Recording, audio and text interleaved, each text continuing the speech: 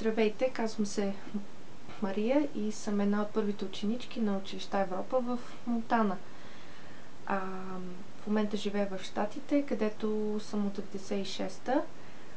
Между пребиваването ми тук съм живяла в Англия, Франция, Непал, Марокко, но предимно в Щатите. Какво ми е дало училища Европа? Много неща. Коража да мисля нетрадиционно. Може би е най-важното за мен. Вярата във възможностите ми, вярата в това, че едно момиче от Монтана може да постигне големи неща, ако си го постави за цел и ако достатъчно хора вярват в нея. Което не винаги е лесно. Един нов начин на мислене. Начина на преподаване в училища Европа е толкова различен,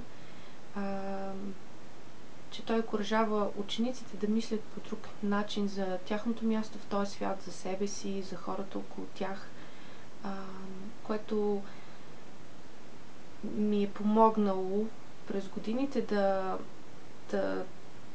намеря приятели, да направя връзки с хората си и да открия коя съм аз. Обичта към английски език. Това е важно. И тази обич, интересно, не е обичта към чуждото, като екзотично, а е обичта към непознатото. Към непознатото като нещо, което завладява човек, като страст. И това непознато го има навсякъде около нас. То не е само в Щатите. Може да го има и в Монтана.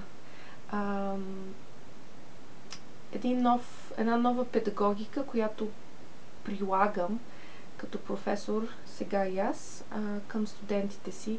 Никога няма да забравя, Цецка Радованова беше чела едно есе мое на тема какъв искам да стана. И аз бях написала, мисля, че искам да съм актриса. Тя беше отговорила, че преподаването е един вид театър. И ми беше много интересно тогава какво има точно в предвид. Но сега знам. То е непрекъснато да си на сцена пред хора и понякога без да си научил текста много добре, без репетиции. И това е огромно предизвикателство и голяма отговорност.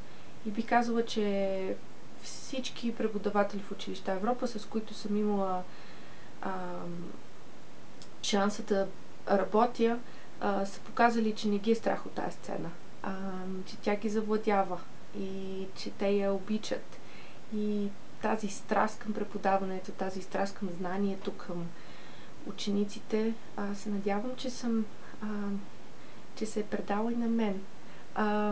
Бих пожелала на всички млади ученици, на всички, които ни следват, да не ги е страх, да се научат да вземат своето място в този свят, да задават много въпроси и да намерят своя успех, каквото и да значи това. Благодаря ви много. Целувки от мен и успех!